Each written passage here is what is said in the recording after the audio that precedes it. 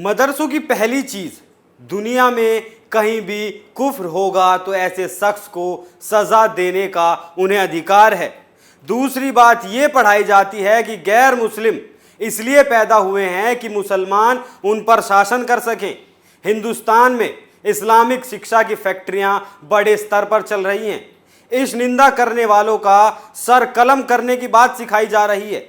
अगर सर कलम करने की जगह देश प्रेम की बात सिखाते तो आज देश जिहाद की भट्टी में नहीं जल रहा होता। तिरंगे का सम्मान सिखाया होता तो जिहादी पैदा नहीं होते। और अगर सरिया से इतना ही प्यार है तो चले जाना चाहिए वहां जहां सरिया चलता हो। जय श्री राम। मैं हूं आपके साथ अभिषेक पुंडीर और आप देखना शुरू कर चुके हैं कैपिटल टीवी का स्पेशल शो थर्ड आई। थर्ड आई में आज बात होगी देवबंद में चल रही आतंकवाद की पाठशाला की और उन पर कस रहे योगी के सिकंजे की। बताएंगे देवबंदी शिक्षा पर क्या कहते हैं आरिफ मोहम्मद। तो चलिए शुरू करते हैं।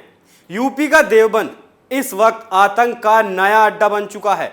हाल फिलहाल से यहां दर्जनों आतंकियों को पकड़ा गया।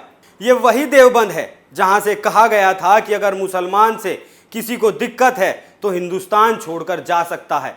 हिंदुओं को हिंदुस्तान से भगाने वाला देवबंद का दारुल उलूम इन आतंकियों का पनाहगार बना हुआ है। सीएम योगी को मिल रही जान से मारने की धमकी हो या नुपुर शर्मा को मारने का ठेका, सब इन्हीं के पास है। पहले इन आतंकियों के तार देवबंद से जुड़े मिलते थे, उसके बाद इनके तार पाकिस्तान, अफगानिस्तान और तालिबान से जुड़ते हैं। ये हिंदुस्तान को भी तालिबान बनाना चाहते हैं, लेकिन योगी ने इनका इलाज सोच रखा है और उस पर काम भी चल रहा है। हम बात कर रहे हैं एटीएस सेंटर की। ये एटीएस सेंटर इन आतंकियों की कमर तोड़ने के लिए ही बनाया जा रहा है। पहले आपको दिखाते हैं ताज़ा तरीन मामला क्या है। यूपी एटीएस के हाथ अभी दो आतंकी लगे हैं जिनका नाम है नदीम और हबीबुल। ये आतंकी नुपुर शर्मा को सर तन से जुदा करने की प्लानिंग कर रहे थे। इनका संरक्षण हो रहा था देवबंद में। दारुल उलूम भी देवबंद में ही है। याद रखिएगा, इसके बारे में आगे बताया जाएगा। इन दोनों आतंकियों की गर्दन जैसे ही एटीएस के हाथ आई तो इनके आकाओं की परतें खुलती चली गई। पहले आतंकी नदीम को देवबंद से दबोचा गया, उसके बाद इसके फिदाइन साथी हबीबुल को कानपुर के सैयद बाड़ा से गिरफ्तार किया गया। हबीबुल वर्चुअल आईडी बनाने का एक्सपर्ट है। ये जैश का एक्टिव आतंकी भी है। इसने करीब 50 आतंकियों की फर्जी वर्चुअल आईडी भी बनाई है। वो पाकिस्तान और अफगानिस्तान के हैंडलर्स के संपर्क में था। इस बात का मतलब समझते हैं। इसका मतलब है कि 50 और आतंकी अभी भारत में मौजूद हैं। नदीम और हबीबुल ने यूपी में रह रहे अपने कई साथियों के नाम एटीएस को बता दिए हैं। माना जा रहा है कि जल्द ही और आतंकियों की गिरफ्तारी हो सकती है।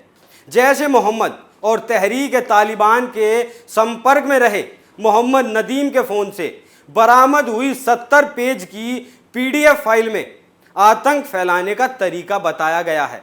इस पीडीएफ फाइल में बारूद इकट्ठा करने से लेकर फिदाइन हमले के बारे में विस्तार से जानकारी दी गई। एटीएस के हाथ ऐसे कई अहम सुराग लगे हैं जिसमें चौंकाने वाले खुलासे हुए हैं। गांव कुंडाकला निवासी नफीस के दो बेटे नदीम और तैमूर को एटीएस के उठाने और उसके बाद उनमें से नदीम के आतंकी संगठनों से जुड़े होने का खुलासा होने के बाद ग्रामीणों में भी तरह तरह की चर्चाएं हुई। ग्रामीणों का कहना है कि नदीम सीधा साधा लड़का था, लेकिन उसके संपर्क आतंकियों से कैसे हो गए इसका उन्हें भी यकीन नहीं हो रहा। तो आपको बता दें, पकड़े जाने पर नाटक करने की आदत पुरानी है। जब भी देश का कोई दुश्मन पकड़ा जाता है तो उसके परिवार को और आसपास वालों को कुछ नहीं पता होता। ये ढोंग पुराना है, लेकिन अब ये ढोंग नहीं चलने वाला। लेकिन सोचने वाली बात यह है कि देश और प्रदेश में कोई आतंकी घटना हो या फिर कोई आतंकी पकड़ा जाए, हमेशा यहीं से कनेक्शन निकलते हैं। एटीएस और अन्य जनपदों की पुलिस ने यहां से आकर कई बार कार्रवाई की है, लेकिन स्थानीय खुफिया विभाग और पुलिस हमेशा बेखबर रही। ऐसा कौन सा इनका बाप यहां बैठा है जो इन्हें पाल रहा है? एटीएस की लाख कोशिशों के बाद भी इनके आका का पता नहीं चल पाया है। पहले आपको एक लिस्ट दिखाता हूं कि कब कब यहां से आतंकी पकड़े गए। 6 अगस्त 2017 देवबंद से पकड़ा गया बांग्लादेशी आतंकी अब्दुल्ला। 10 जनवरी 2009 सहारनपुर से आईएसआई एजेंट आमिर अहमद उर्फ भूरा गिरफ्तार। 1 मई 2001 सहारनपुर में आईएसआई एजेंट पकड़ा गया। 10 जनवरी 2009 सहारनपुर से आईएसआई एजेंट आमिर अहमद भूरा गिरफ्तार। 2016 दिल्ली पुलिस देवबंद से जैश ए मोहम्मद के 12 संदिग्ध सदस्यों को ले गई। 21 फरवरी 2019 जैश ए मोहम्मद के 2 आतंकी शाकिब और शाहनवाज को गिरफ्तार किया गया। 14 मई 2019 गाजियाबाद, शामली समेत कई स्टेशनों को उड़ाने की धमकी दी गई। इसमें मेरठ से 2 भाई गिरफ्तार हुए जो अक्सर देवबंद आदेश लेने जाते थे। 17 नवंबर 2020 जैश के 2 आतंकी दिल्ली से गिरफ्तार। पता चला कि दोनों देवबंद में ही रुके थे। 2019 अफगान में अमेरिकी सेना के हाथों मारे गए मौलाना असीम उमर की पढ़ाई यहीं से हुई थी। देवबंद में चल रही आतंक और जिहाद की पाठशाला पर केरल के राज्यपाल आरिफ मोहम्मद साहब क्या कहते हैं वो भी आपको सुनना चाहिए। कन्हैया लाल की निर्मम हत्या के बाद आरिफ मोहम्मद साहब ने इस घटना की जिम्मेदार मदरसों में दी जाने वाली शिक्षा को ठहराया था। उनका कहना है कि उन्होंने कहा कि इस मुद्दे पर वो 2008 में ही देवबंद को पत्र लिख चुके हैं, लेकिन उनको आज तक इसका जवाब नहीं मिला।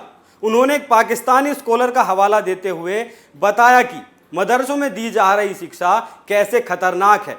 आरिफ मोहम्मद खान ने उदयपुर की घटना पर कहा कि वो मुस्कुरा रहे थे और फिल्म बना रहे थे। शर्म आ रही है इस घटना पर, जघन्य अपराध पर।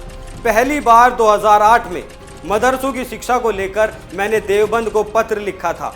मैंने देवबंद वालों को खत लिखा था कि आप अपनी राय थोपेंगे तो गलत होगा और इस पत्र का जवाब नहीं देंगे तो हम आर्टिकल लिखेंगे। जवाब नहीं मिलने पर मैंने आर्टिकल लिखा और वो छापा भी। देवबंद की ओर से आतंकवाद के खिलाफ सम्मेलन पर मैंने उनको बधाई दी, लेकिन पूछा कि आपकी किताब में ये कैसी शिक्षा दी जा रही है। उनसे ये पूछा जाने पर कि क्या पढ़ाया जाता है, इस सवाल के जवाब में उन्होंने पाकिस्तानी स्कॉलर का हवाला दिया जिनकी ओर से ये कहा गया कि दहशतगर्दी का कारण मजहबी फिक्र और धार्मिक सोच है जो मुसलमानों को मदरसे में पढ़ाया है। 3-4 चीज़ें हैं जो मदरसे में हर जगह पढ़ाई जाती हैं। पहली चीज़, दुनिया में कहीं भी कुफ्र होगा तो ऐसे शख्स को सज़ा देने का अधिकार है। दूसरी बात ये पढ़ाई जाती है कि गैर मुस्लिम इसलिए पैदा हुए हैं कि मुसलमान उन पर शासन कर सके। तीसरी बात, जो हमारी मर्जी के हुकूमत नहीं और उसका शासन है तो जल्द से जल्द उसे पलटना चाहिए। आरिफ मोहम्मद खान ने कहा कि हम क्या कर रहे हैं, 5, 6, 7 साल के बच्चों के दिमाग में मदरसों में जिहादी सोच भर रहे हैं। 5 और 6 साल के बच्चों को मदरसों में पढ़ाया जाए कि शासन जो बिना मर्जी का है उसे मौका मिलते ही पलट देंगे।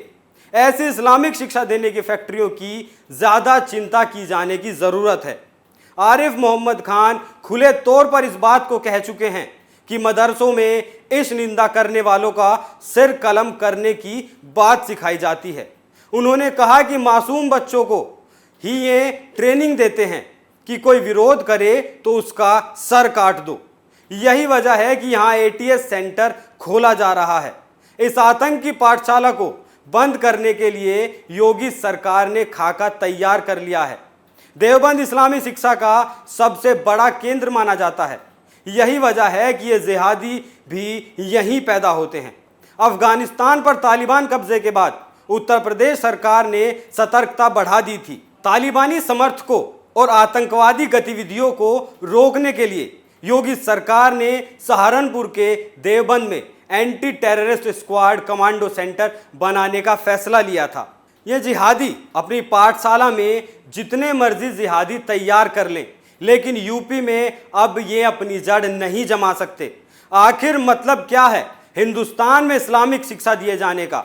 सरकार इन पर लगाम क्यों नहीं लगाती? अगर इन्हें सरिया से ही रहना है तो क्यों नहीं चले जाते पाकिस्तान, अफगानिस्तान या फिर तालिबान। हिंदुस्तान में जो रहेगा वो संविधान से रहेगा, ना कि सरिया से।